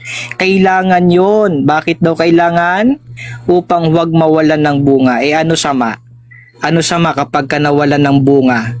Dahil ayaw gumawa, tamad Tamad ba? Oh, ano sama pagka ayaw pang hawakan, ayaw manatili sa mabubuting gawa, hindi nagbubunga. Ano sabi ni Kristo? Ang bawat sanga na sa akin ay hindi nagbubunga ay inaalis niya. Ano mangyayari sa mga inalis? Sapagkat hindi nagbubunga, sapagkat hindi nananatili sa mabuting gawa. Sabi ni Kristo, siya'y matatapong katulad ng sanga at matutuyo at mga titipunin at mga ihahagi sa apoy at masusunog. Mga kaibigan na nakikinig, 142 million viewers, yan ba pakikinggan ninyo? Ha? Ito ba ang kausap natin, ang paniniwalaan ninyo? Ang itinuturo ay aral na magbubulid sa inyo sa kapahamakan. Ha? Yan ba paniniwalaan ninyo? Ang itinuturo, yung itinuturo ay ang isang aral na magdadala sa inyo sa kaparusahan. Hindi na raw kailangan ng gawa. Sabi ni Apostol Pablo, manatili ka sa mabubuting gawa upang wag kang mawalan ng bunga. Kasi pagka nawalan ka ng bunga, sabi ni Kristo, ang hindi nagbubunga, itatapon yan. Ihahagi sa apoy, masusunog. Kaya kawawa itong ating kausap. Alam na kung saan ang direksyon nito pagdating ng araw ng paghukom. Ha? Alam na kung saan patungo itong ating kausap. Sana wag naman mangyari ito sa mga kaibigan nating SDA. Bumalikwas na kayo sa paniniwalang yan. Iwanan ninyo ang aral ng tamad. Ha? Pangtamad yan eh. Sumunod tayo sa utos ng Diyos. Hindi tayo tutol, hindi kami tutol sa pananampalataya. Kailangan ng tao pananampalataya. Mahalaga ang pananampalataya. Pero hindi sapat na sumampalataya lang. Kailangan lakipan mo ng gawa, works. Kailangan mong lakipan ng pagsunod sa utos ng Diyos para ikaw ay ariing ganap, para ikaw ay maligtas. Hindi or not by faith alone. Kaya sana Kuya Denmar, no? Itong tagpo na ito sa ating buhay ay mag-udyok sa iyo para bumalik sa tunay na iglesia ni Kristo. Kung ayaw mo, edi okay lang. Di ka naman kawalan. Time. Ayun, maraming salamat. Pakihanda po ng ating seconds. Ayun. Bigyan po natin ng 7 minuto sa pagtatanong ang ating affirmative. Brother Dinmar, Okay. go.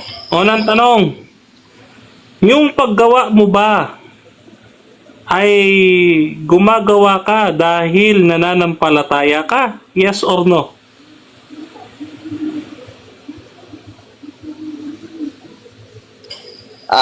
Time post. Brother Ashin, nakamute po kayo. Ay, sorry. Paulit po ng tanong.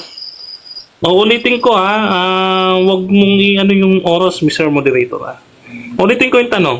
Yung paggawa mo ba, kaya ka gumagawa ng mabubuting gawa dahil ikaw ay sumasampalataya? Yes or no? Time resume. Yes. Kaya nga yung pananampalataya, may kalakip na gawa yan. Kasi ang utos ni Apostol Santiago, yung pananampalataya mo, patunayan mo sa gawa. Yun ang ikaliligtas mo, Brother Denmar. Hindi pananampalataya lang. Huwag kang tamad. Next question. Amen? Okay, next question.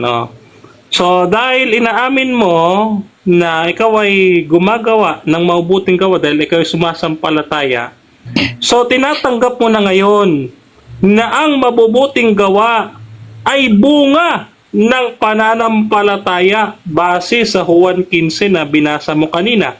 Yes or no? Yes, wala naman tayong tutol dyan. Yung tunay na pananampalataya, napatutunayan yan sa gawa. O kaya tayo sumasampalataya, o kaya tayo gumagawa, kaya tayo sumusunod, dahil tayo'y tunay na sumasampalataya, ayaw mong gumawa, ayaw mong sumunod, yung pananampalataya mo. Sunod na tanong. Okay. Next question. Dito naman tayo sa Epeso 2, talata ay 8. Sabi diyan, premise, sapagkat sa biyaya, kayo'y nangaligtas sa pamamagitan ng pananampalataya. At ito'y hindi sa inyong sarili, ito'y kaloob ng Diyos. Tanong, batay sa binasa nating talata, saan ka ba naligtas? Sa pamamagitan ng pananampalataya o sa pamamagitan ng gawa? Both. Both yan, brother. Hindi naman sinabi dyan na pananampalataya lamang. May gawa yan. Nasaan? Magbasa ka ng talata. Ayan o. Para sa mabubuting gawa na mga inihanda ng Diyos ng una upang siya nating lakaran. Magbasa-basa ka kasi. Huwag mong siraan si Pablo. Di Sunod na tanong. tayo na pananampalataya. Sunod na tanong, susunda kita sa Gis. Sino ang naghanda ng mabubuting gawa? Yung sumampalataya o yung Diyos? O, ang Diyos ang naghanda niyan. O, bakit inihanda ng Diyos yung mabubuting gawa? Ang sabi, upang siya nating lakaran. Lakaran mo, Denmar. Sundin mo. Hindi yung kukuya-kuy ka lang. Ha? O, Okay. ito nga, mas malinaw Ganito, warning, Brother Dinmar. Dahil sa pag-bat-in yun. Next question. Teka lang, Mr. Moderator, objection. Yes. Clarification. Bakit may warning? Tumatawa kami, narinig ko. Nasa 6 na segundo pa lang pong ating oras sa baba. So, next question. Brother Dinmar, nakamute ka. Go ahead. Okay, next question. Okay. Dito sa Epeso 2:8. Dito sa Epeso 2:8, sabi diyan, sapagkat sa biyaya, hindi sa Diyos hindi sa Diyos, kayo'y nangaligtas sa pamamagitan ng pananampalataya. Ayon po sa versikulo 8, saan tayo naligtas? Sa pamamagitan ng pananampalataya o sa pamamagitan ng gawa? Ayon sa versikulo 8 lamang. Pili ng dalawa. Pili ka sa dalawa. Sa pamamagitan ng pananampalataya, malinaw yan. Ang problema mo, inuunawa mo na pananampalataya lang, wala namang lamang dyan o faith alone. Ano kalakip ng pananampalataya? Nasa Diyos. Ayan mabubuting gawa. Gumawa ka. Next question. Huwag ka tamad. Okay, next question. Yung binatang mayamang nagtanong kay Jesus, ang sabi doon ni Jesus, sundin mo ang kautusan. Batay doon sa iyong binasa. Sinunod ba ng binatang mayaman na ipamigay ang kanyang ari-arian na utos ni Kristo? Yes or no?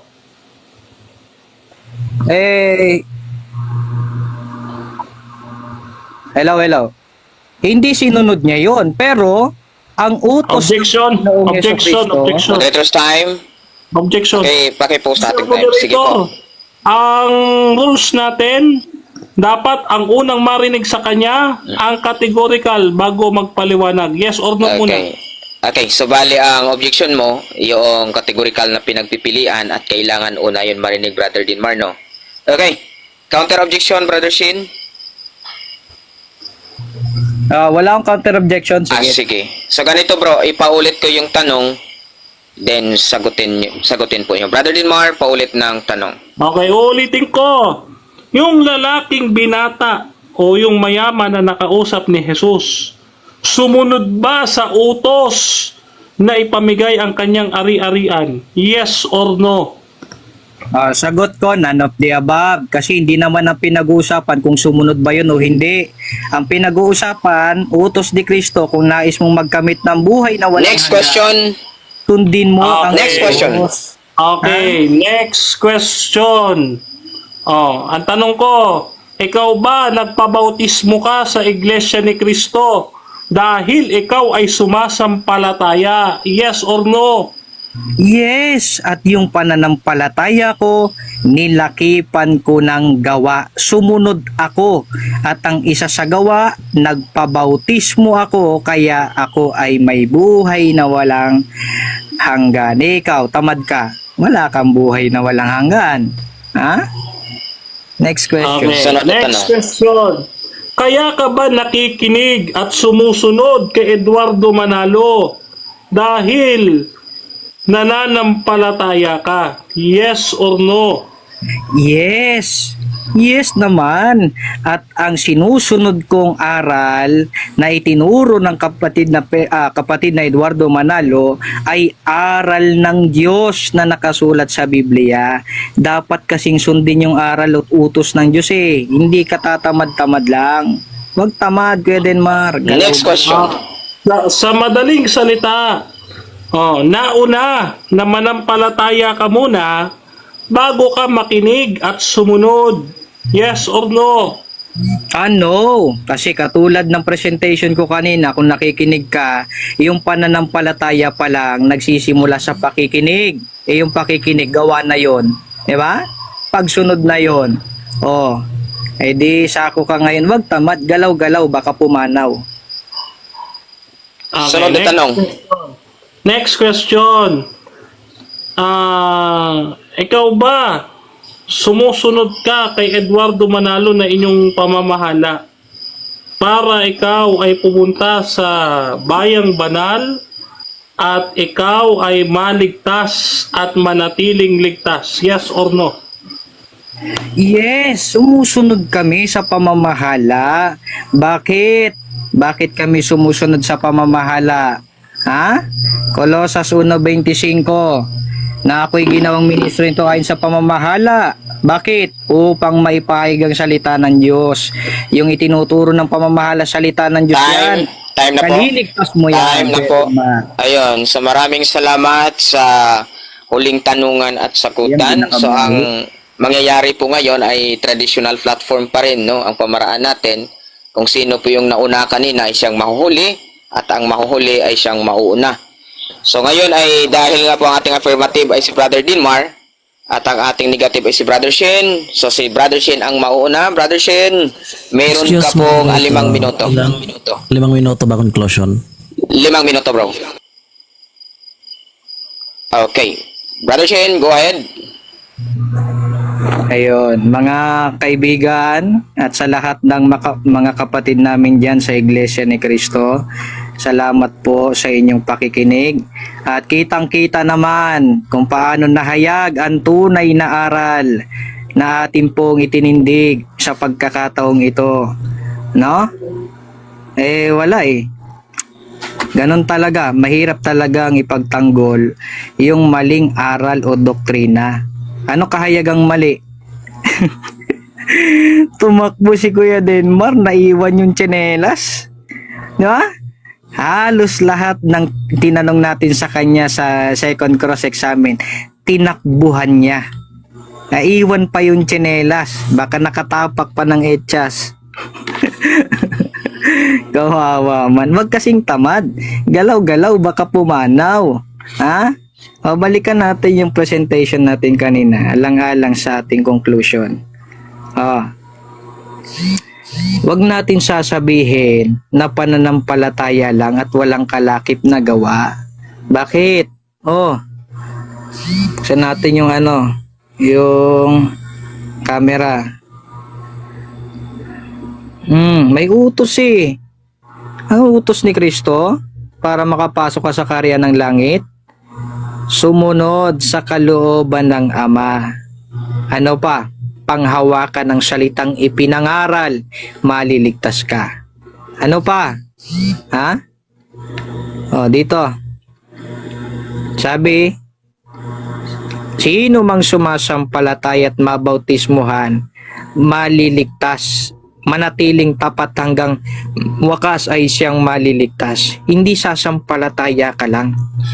At ang isa pa, sa pampasabog ng utak ng ating kausap, binasa natin kanina, kalinaw nito eh. Ewan ko lang kung hindi niya pa maintindihan yan. Nakikita ninyo na sa bisa ng mga gawa, naliligtas ang mga tao at hindi sa pananampalataya lamang. Amen? Amen ba tayo dyan sa Comsec? Ano raw? Naliligtas tayo, ang mga tao, hindi sa pananampalataya lamang. Ano kailangan? Nakikita ninyo na sa bisa ng mga gawa, naliligtas tayo. Diba? Kaninong aral ba yung sumampalataya ka lang? Hindi kailangan ng gawa. Saan niya nakuha yun? Diba? Tsaka ginagamit-gamit pa si Apostol Pablo, pambihira.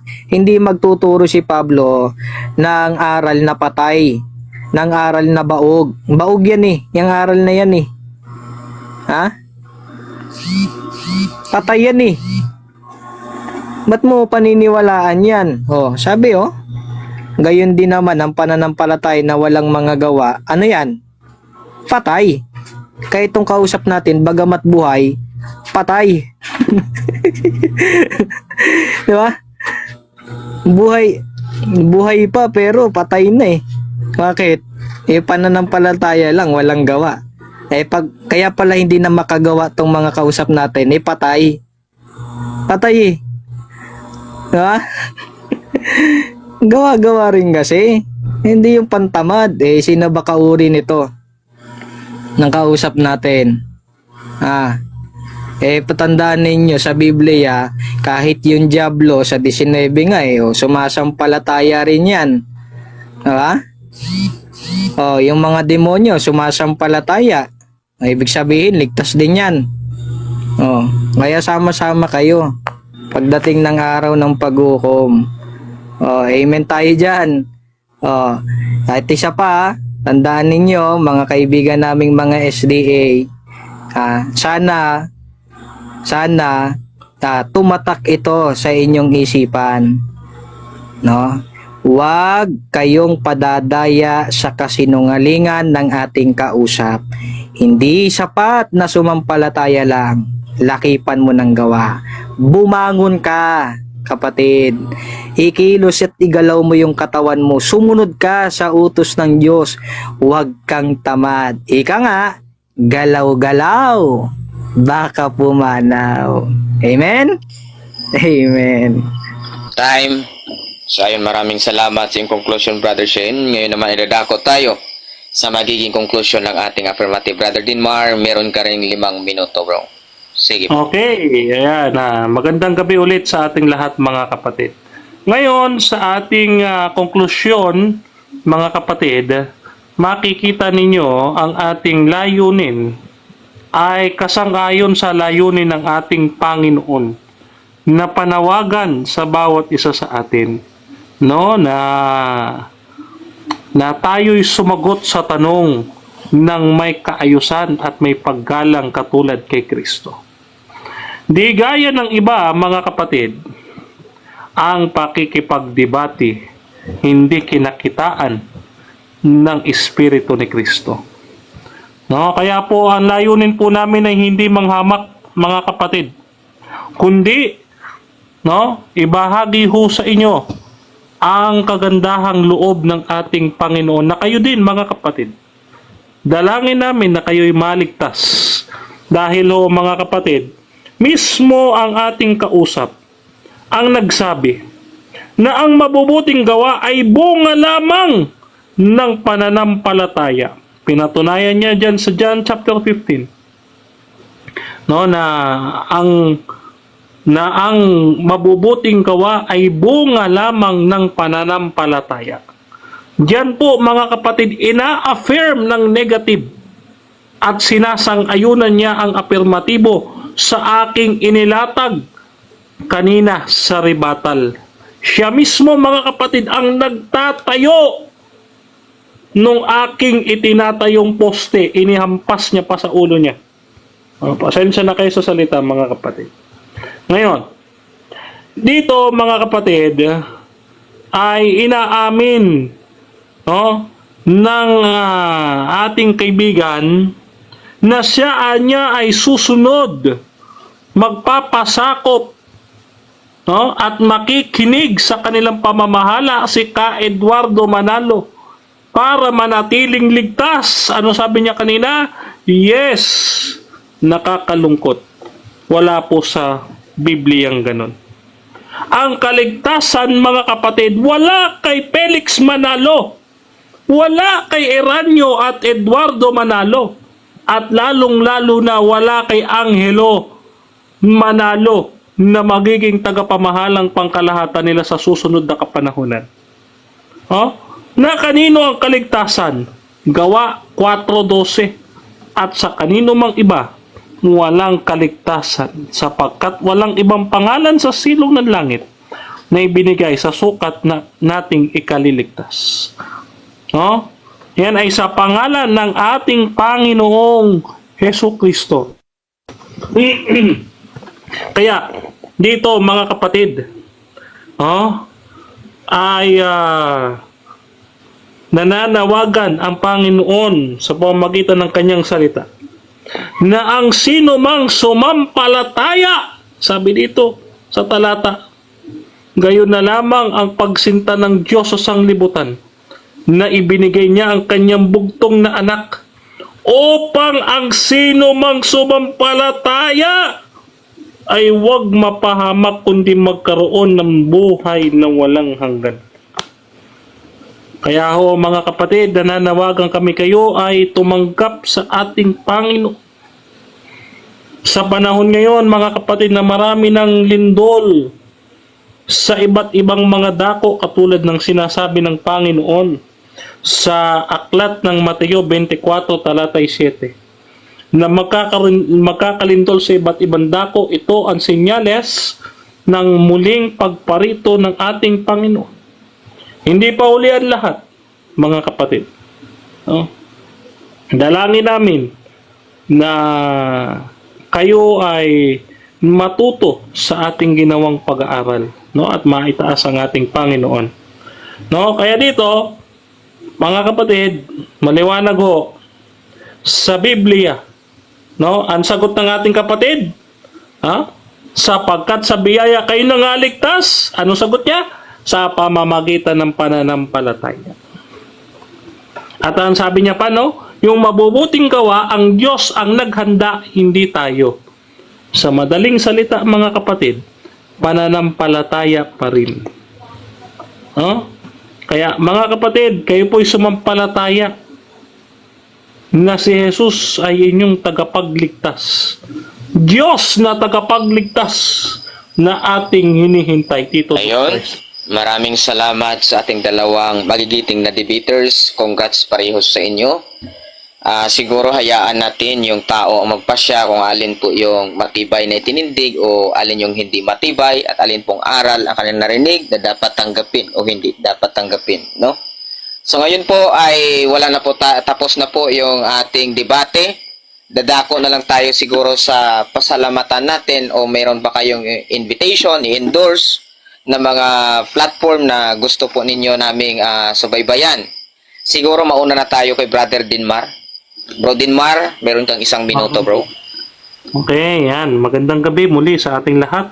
Unang-una, papurihan natin at luwalhatiin ang ating Panginoon, sapagkat siya lamang ang dapat maitaas sa sandaling ito, siya ang unang pinasasalamatan natin sa karunungang kanyang ibiniyaya sa atin ngayong gabing ito. At gayon din, mga kapatid, pinasasalamatan natin siyempre ang ating mga bisita at mga kaibigang Iglesia ni Cristo. Dito si Brother Sheen, si Brother Shelby, kanilang mga kasamaan sa Shield. At pinasasalamatan din natin ang ating tropa, ang Adventist Faith Defenders, o yung ating mga tinatawag na guardians of the Three Angels Messages. Yan. At gayon din, mga kapatid, pinasasalamatan natin si Pastor Dino sa kanyang pagmomoderate dito sa ating debate. So, yun po, mga kapatid. Patuloy po kayong mag-follow dito sa aming platform, Adventist Faith Defender. At lagi po kami naka-live. Pwede po kayong magtanong dito. At pwede rin kayong sumama sa aming praise and worship devotional, mga kapatid. So, yun lamang. At nawa ang Panginoon ang mapapurihan at kayo pagpalain magpakailanman mga kapatid, mga kaibigan. Isang mapagpalang gabi po sa ating lahat. Okay, maraming salamat Brother Dinmar. Dadako din tayo sa pagpapasalamat, invitation ni Brother Shane. Brother Shane, meron ka rin pong isang minuto. Ayan, maraming salamat po. Unang-una sa tunay na Diyos, walang iba kundi ang Ama ng Panginoong Jesucristo, nahayag ang tunay na aral sa pagkakataong ito. Ano po? At pangalawa, salamat po kay Kuya Denmar sa magandang usapan. At sa lahat po ng mga nagbigay ng comment, salamat po sa inyo, pambihira. Oo. Tsaka sa lahat po ng nagko-congrats, hindi ko na kayo maisa-isa. Salamat po sa inyo. Sa platform na ito, maraming salamat. Muli po, ako si Shane.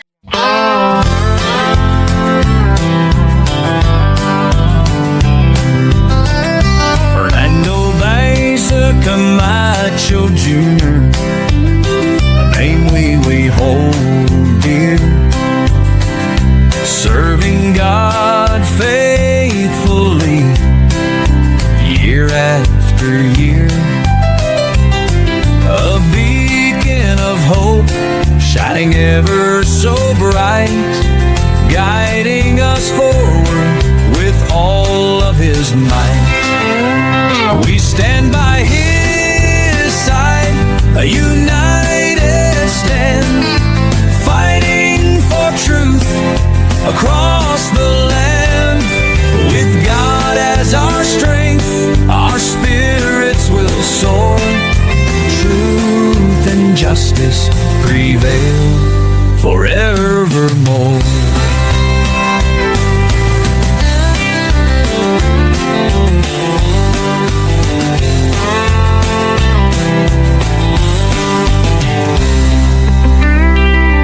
We stand by His side, a united stand, fighting for truth across the land.